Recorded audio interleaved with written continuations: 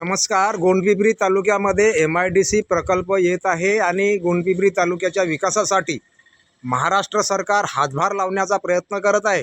परंतु काही शेतकऱ्यांचा विरोध आहे तर काही शेतकऱ्यांचं समर्थन आहे.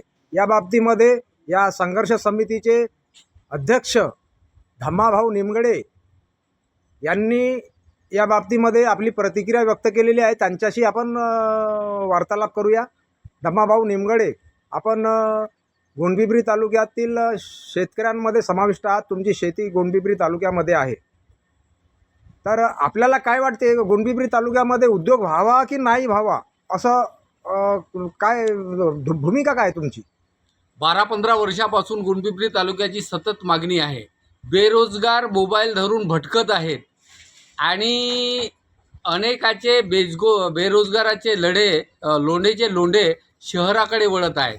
आणि आज कुठंतरी सरकार इतक्या प्रयत्नानंतर आपल्या गोंडपिंपरी तालुक्यात 10,000 एकर जागेवर मोठा औद्योगिक प्रकल्प आणत आहेत. याला काही राजकारणी आणि काही राजकारण्याच्या म्हणजे शेतकऱ्याचं राजकारण करणारे लोक याला पाठिंबा देऊन लोकांची शेतकऱ्याची दिशाभूल करत आहेत. त्यांना बच्चू बनवण्याचं काम करत आहेत. त्यांना गोड होण्याऐवजी कडू करण्याचा प्रयत्न करीत आहेत. हेच शेतकरी औद्योगिक कारखाने चालणारे उत्पन्न घेतात आणि आज जेव्हा तेच प्रकल्प आपल्या गोंडपिंपरी तालुक्यात तयार होत आहे तर जाणीवपूर्वक विरोध करून औद्योगिक क्षेत्राला विकास करून पश्चिम महाराष्ट्र पुढं कसा जाईल याचा प्रयत्न करीत आहेत. याचा मी तीव्र निषेध करतो आणि माझं समर्थन आहे. मी माझी स्वतःची 25 एकर जागा चेक-वडकुली शेत शिवारातली स्वतः भूसंपादित करा आणि ते सुद्धा हंगाम सुरू होण्यापूर्वी करा, कारण अधिसूचना जारी झालेली आहे. अन्यथा भूसंपादन अधिकाऱ्यांनी सक्तीचं भूसंपादन करावं अशी माझी मागणी आहे.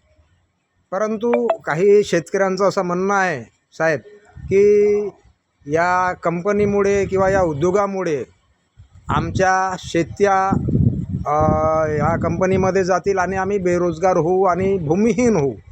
यावर आपलं काय मत आहे? मग शेतकऱ्यासाठी आपल्या कुटुंबासाठी एक सीमित शेतकरी म्हणजे शेती लागते. 1 ते 1.5 एकर शेतकरी म्हणजे आपला कुटुंब चालवू शकते. यांना उद्योग चालवासाठी मोठी जागा लागत आहे, म्हणजे मोठी शेती यांना पाहिजे आहे. परंतु जर हे शेती जात असेल तर त्या मोबदल्यात आपल्याला मोबदला मिळणार आहे.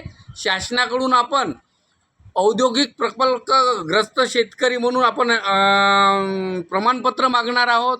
त्याच्यानंतर आपल्या मुलांना त्या ठिकाणी रोजगार कसा उपलब्ध होईल याच्यासाठी प्रयत्न करणार आहोत. त्याच्यामुळे शेतकऱ्याचा कुठूनही फायदाच आहे. फक्त काही लोक राजकारण करत आहेत, ते राजकारण त्यांनी टाळावा आणि शेतकऱ्याचा पुन्हा फसवणूक होणार नाही याची काळजी घ्या. धन्यवाद.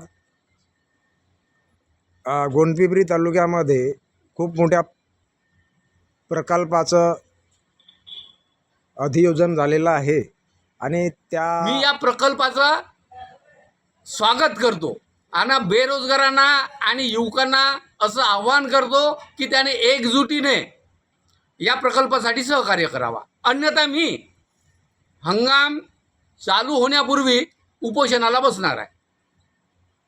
धन्यवाद.